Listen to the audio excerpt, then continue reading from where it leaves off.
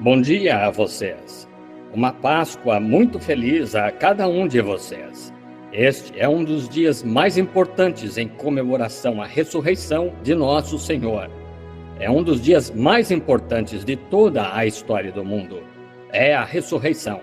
E estamos tão felizes de estar aqui esta manhã, neste grande dia, e ao ver o sol nascendo e as flores brotando da terra, tudo fala da Páscoa.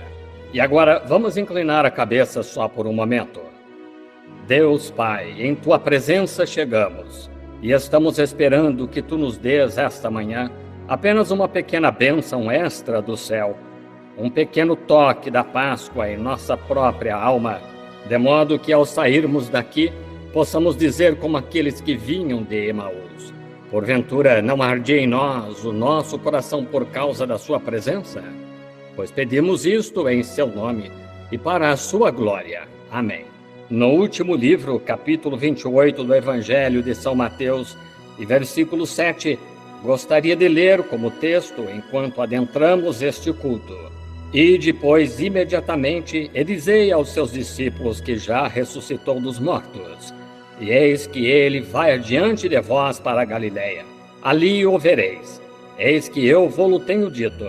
Já houve muitas grandes comissões dadas ao homem e aos povos desta terra, mas nunca foi dada uma comissão tão importante como esta. E de dizer aos seus discípulos que ele já ressuscitou dos mortos. Essa é uma grande comissão. E a única maneira que poderia ser dada foi porque primeiro teve que haver uma grande conquista. Tem havido homens em nossos dias e nos dias passados e na grande história deste mundo, em seus grandes e vastos campos de batalha, tem havido muitos grandes conquistadores, muitas coisas grandes que têm sido feitas pela raça humana.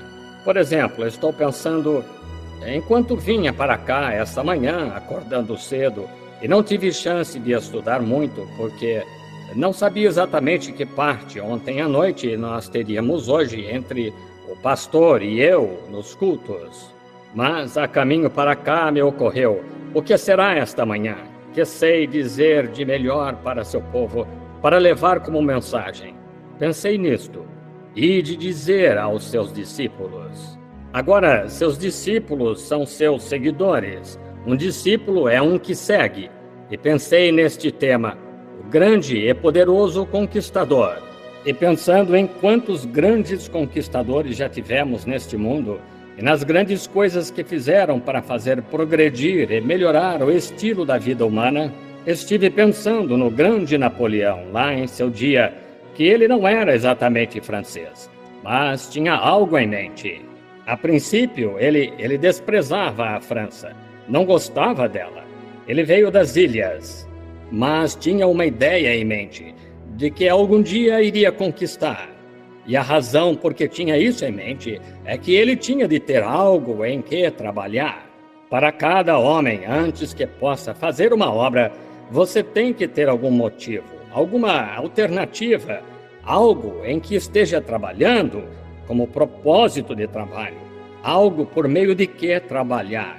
E como todos sabemos, tomando a história de Hitler, ou não de Hitler, mas de Napoleão, que ele se conduzia pela lua e pela mudança das estrelas. Ele operava dessa maneira e com expectativa, porque certa vez ele agiu assim e teve uma vitória. E ele se mudou para a França e tornou-se um grande guerreiro. Ele mandou matar muitos homens por não concordarem com ele. Ele limpou todo o seu país de tudo que estava contra ele. Ele os liquidou completamente porque tinha de ser dessa maneira. Se não fosse dessa maneira, haveria algo contra ele o tempo todo. E seu grande plano que tinha em mente, sua própria vida estaria em jogo assim. Tinha que ter todo o seu reino, tão perfeito quanto pudesse. Penso agora que vocês estão me seguindo nisso, do grande conquistador em que estou pensando. Tudo em seu reino tem que ser a favor dele, tem que ser coração, alma e corpo a favor dele. Não pode haver nada contra ele. Tudo que fosse contra ele, ele teria que descartar. Ele tem que ter absolutamente tudo a seu favor. E quando Napoleão, ele pegou em armas, canhões, armas de fogo, mosquetes, espadas, e avançou com este único pensamento que ia conquistar o mundo. E praticamente o fez aos 33 anos. Quando jovem, ele era um proibicionista, e sua grande fama o tornou tão pretensioso, e isso afetou seus nervos, até que ele morreu alcoólatra aos 33 anos. Ele não pôde suportar sua popularidade. E penso num homem que, nisto, aos 33 anos, conquistou o mundo e morreu alcoólatra, por causa da sua fama, e perdeu o princípio pelo qual estava lutando. Ele foi a espécie de tipo, ou não um tipo, eu diria, mas foi instrumento do diabo, e tentando derrotar o mundo, e falhou aos 33 anos. Mas, este grande e poderoso guerreiro de que estou falando, aos 33 anos, conquistou tudo que havia na terra e no inferno. Aos 33 anos, um grande e poderoso conquistador. Penso nas grandes batalhas que foram travadas nos campos. Sabemos, para finalizar com Napoleão, que ele chegou ao seu fim em Waterloo. Tive o privilégio, não faz muito tempo, de ver as imitações feitas dos destroços do seu carro e dos cavaleiros e dos homens, como eles ficaram caídos no campo de batalha. E os carros empilhados, as rodas quebradas de lado a lado das planícies, de onde esta grande exibição foi feita. E que contraste é, ao observar este homem aos 33 anos, e a vergonha apresentada lá no memorial de sua grande batalha e conquista, e então ir a Jerusalém e ver um túmulo vazio como memorial do grande e poderoso conquistador.